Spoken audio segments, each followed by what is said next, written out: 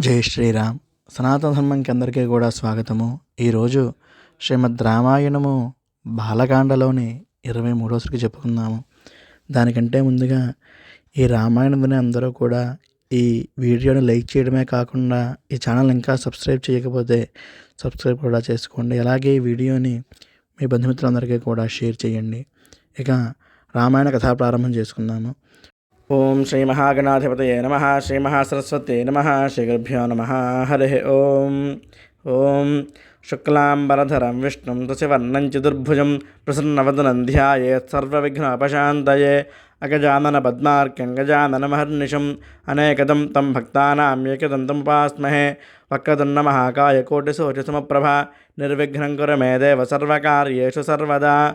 ओं शुक्लां ब्रह्मविचारसारपरमाम् आद्यां जगद्व्यापिनीं वीणापुस्तकधारिणीमभयजाड्यान्धकारापहां हस्ते स्फाटिकमालिकां च दधतीं पद्मासने संस्थितां वन्दे तां परमेश्वरीं भगवतीं बुद्धिप्रदां शारदाम्.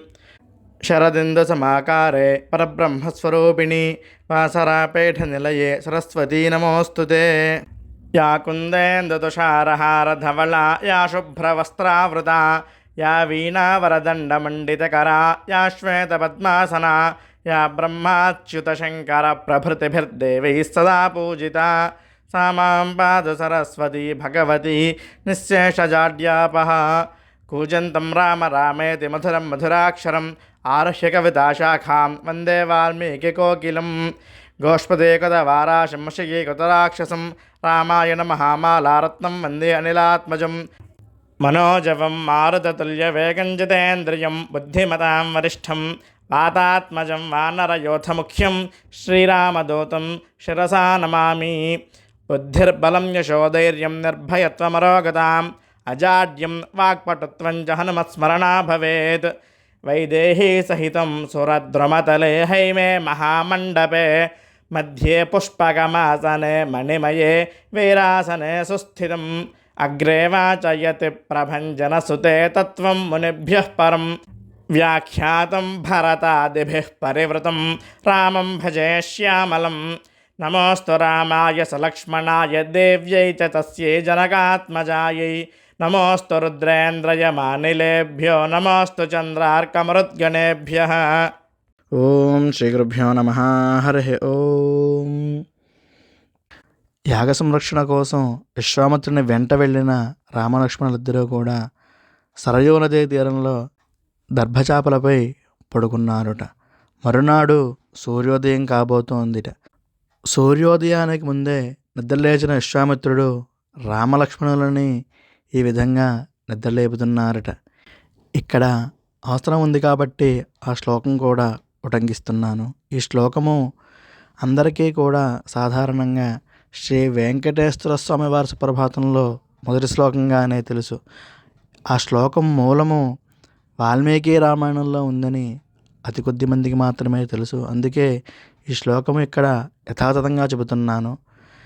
ఈ శ్లోకము శ్రీమద్ రామాయణము బాలకాండలోని 23వ సర్గలో 2వ శ్లోకము.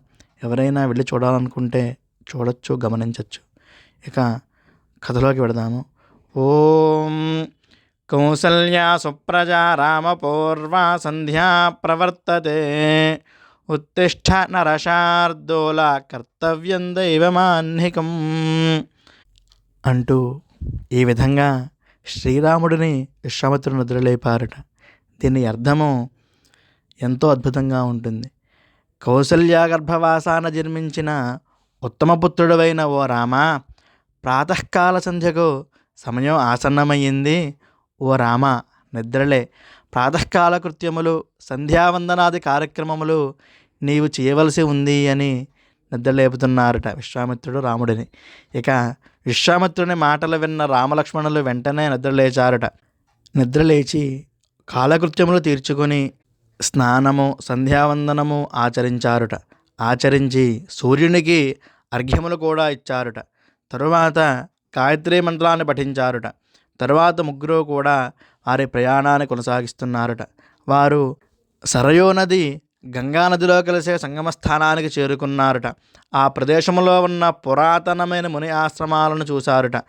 ఆ ఆశ్రమాలను చూసిన రామలక్ష్మణులు విశ్వామిత్ర మహర్షిని, ఓ మహర్షి, ఈ ఆశ్రమములు ఎవరివి? ఈ ఆశ్రమములో ఎవరు ఉంటారు అని అడిగారట. ఆ ప్రశ్నకు విశ్వామిత్రుడు ఇలా సమాధానం చెప్పారట. ఓ రామ, ప్రస్తుతము మన్మధుడు దేహం లేకుండా ఉన్నాడు, కానీ పూర్వం మన్మధుడు దేహము కలవాడు. మన్మధునికి కాముడు అనే పేరు కూడా ఉంది. పూర్వము శివుడు ఈ ప్రదేశంలో తపస్సు చేసుకునేవాడు. తరువాత శివుడు వివాహం చేసుకుని వెళ్ళిపోయాడు. అటువంటి శివుడిని మన్మధుడు ఎదిరించాడు. అప్పుడు శివుడు హుంకరించి మన్మధుని వంక కోపంగా చూశారు. శివుని కోపాగ్నికి మన్మధుడు భస్మమైపోయాడు. మన్మధుని శరీర అవయవములన్నీ కూడా చెల్లాచెదురుగా పడిపోయాయి. అప్పుడు మన్మధుడు శరీరం లేనివాడయ్యాడు. పూర్వం పరమశివుడు తపస్సు చేసిన ఆశ్రమం ఇదే. ఇప్పుడు ఇక్కడ ఉన్న ఋషులు అందరూ పూర్వము పరమశివుడికి శిష్యులుగా ఉండేవారు. వారే ఇప్పటికీ తపస్సు చేసుకుంటూ ఉన్నారు. వీరు ధర్మపరులు.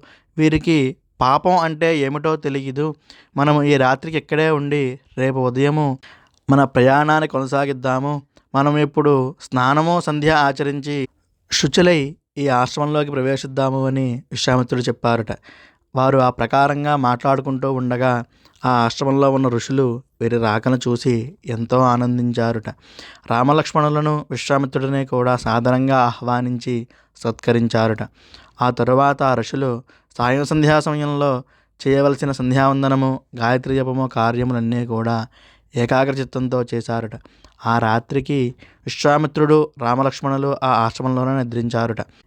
ఇలా విశ్వామిత్రుడు రామలక్ష్మణులకి మార్గాయాసము తెలియకుండా అనేకమైన పుణ్యకథలను చెప్పి ఆనందింపజేస్తూ వారి ప్రయాణం కొనసాగిస్తున్నారట. ఇలా శ్రీమద్ రామాయణము బాలకాండలోని 23వ సర్గ సంపూర్ణము. హరి ఓం తత్సత్. శ్రీరామచంద్ర పరబ్రహ్మార్పణమస్తు.